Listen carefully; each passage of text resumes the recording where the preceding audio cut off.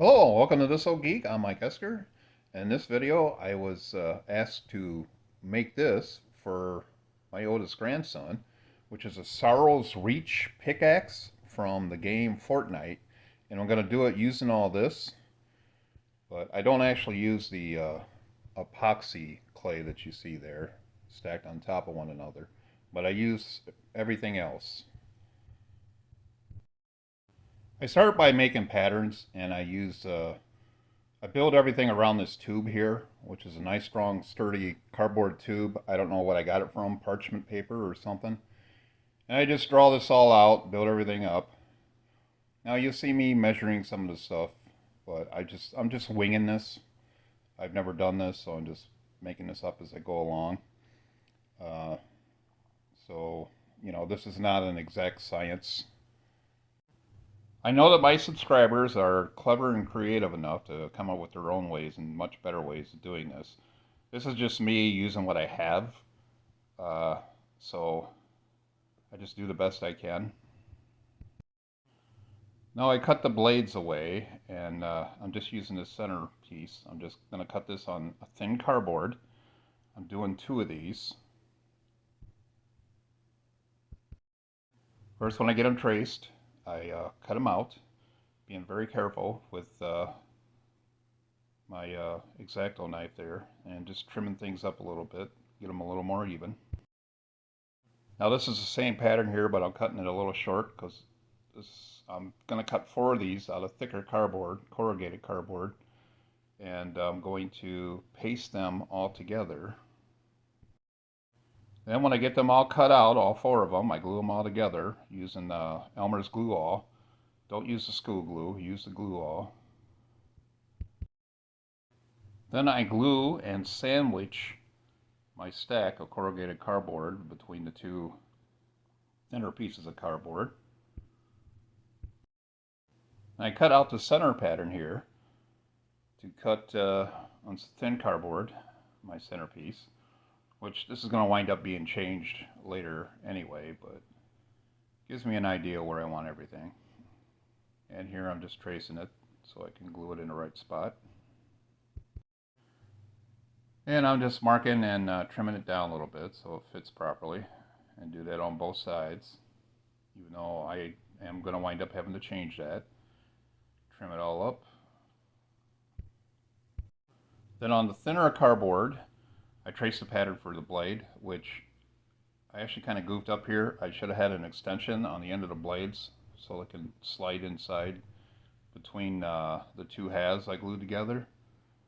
But I wasn't thinking about that, so I had to put these in just a hair, just like that, which made things a little bit shorter, but it's okay. So I make two halves for each of the blades, and I glue them together.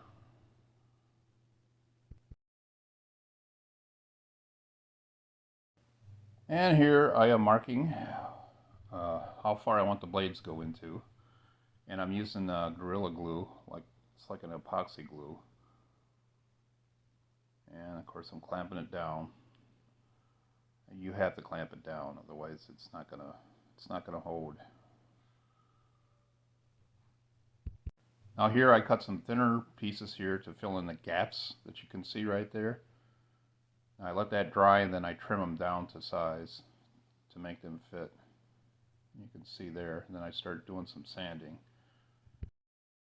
I do a bit of pre-sanding because there is some glue around the edges there, and I sanded it down. And now I'm filling in like the corrugated cardboard and filling it in with the drywall compound.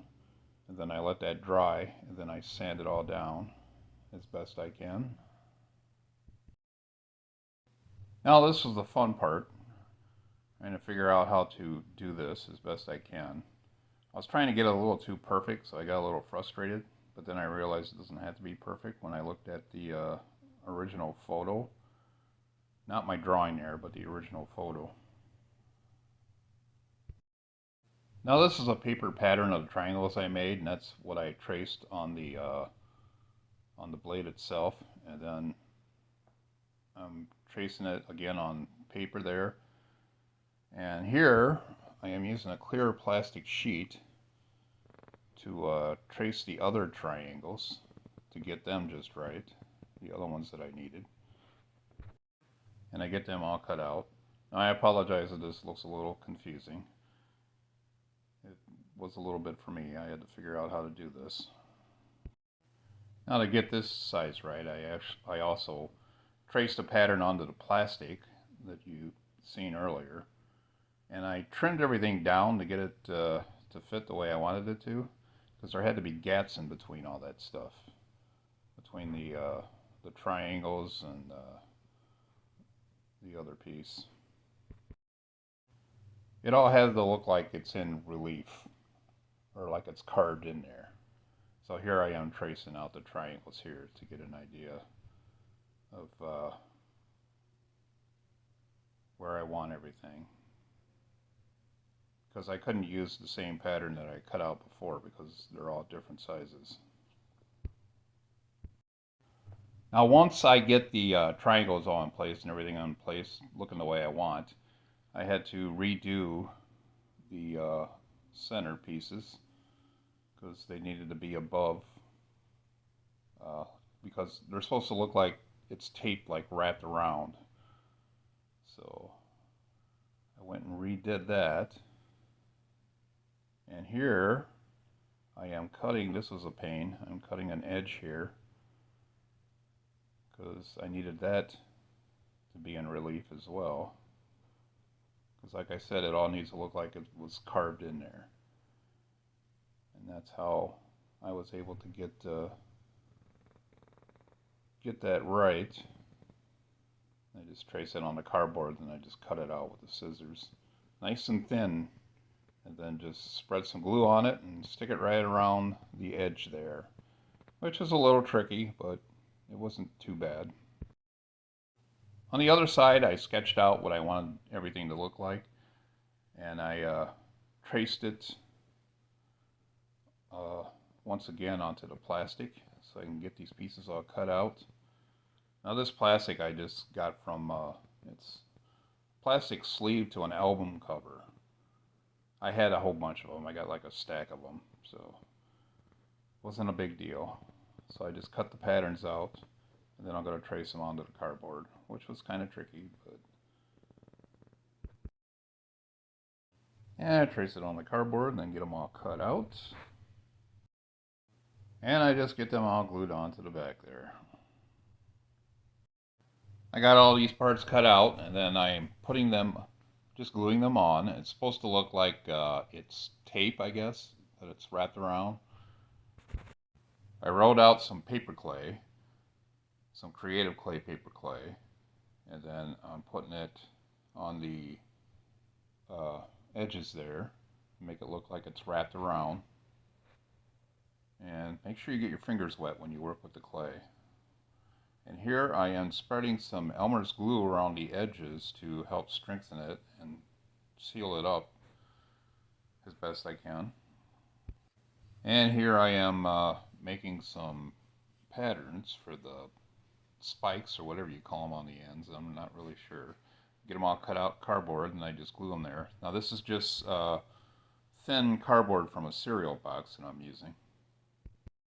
And I'm using the creative clay paper clay to sculpt and build up the spikes on the end here. And when I get that done, I let them dry completely. I drew a pattern for the hand and then traced it on the cardboard, cut it out. And I made this extension here. This is supposed to go inside the tube. This is where I kind of wish I would have done things a little bit differently. But anyway, I made 2 of these of the hand and cut them out. And then I made these 2 small pieces to go on the wrist or whatever. Glued them all together. Glued those onto it, both of them, on top of one another. And then I just glued it right to the axe head.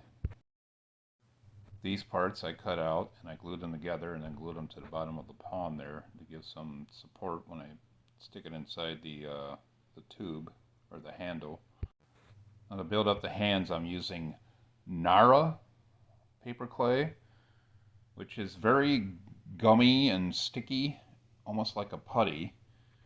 Make sure you get your fingers good and wet when you do this. Don't get your fingers too wet. You don't want to ruin the cardboard, which you can do if you get it too wet.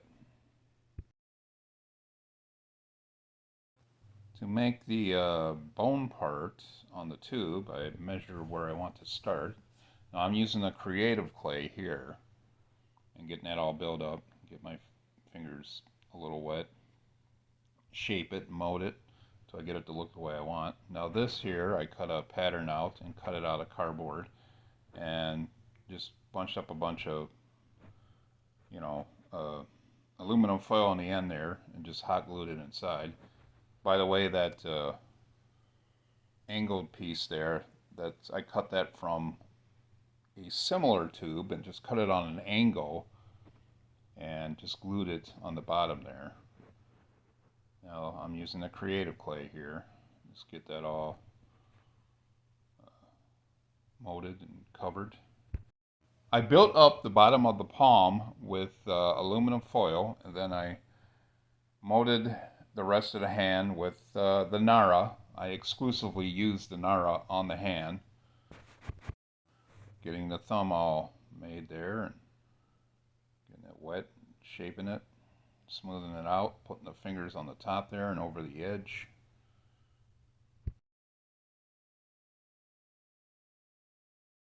Now to glue, I used hot glue at first to glue the shaft on, which did not work at all. It came right off after I started putting the clay on, so I just took some Gorilla wood glue and put a bunch of that all over and let it dry for quite a while. It seemed to work. Any gaps that were in the tube, connecting to the hand, I filled with either aluminum foil or paper clay, the creative clay. And I made these bands by rolling out some more creative clay and just wrapping them around there. And here I am applying, after everything completely dries, I am applying gesso. And then when the gesso is all dried, I paint everything. Now this is Mod Podge, and I'm using this as a finish. Now I had, as you can see, I already painted everything. I did each color individually on both sides. Wait for that to dry, then move on to the next color. Now the hodgepodge is a combination glue, sealer, and finish, and I'm using it as a finish here. I have the clear kind.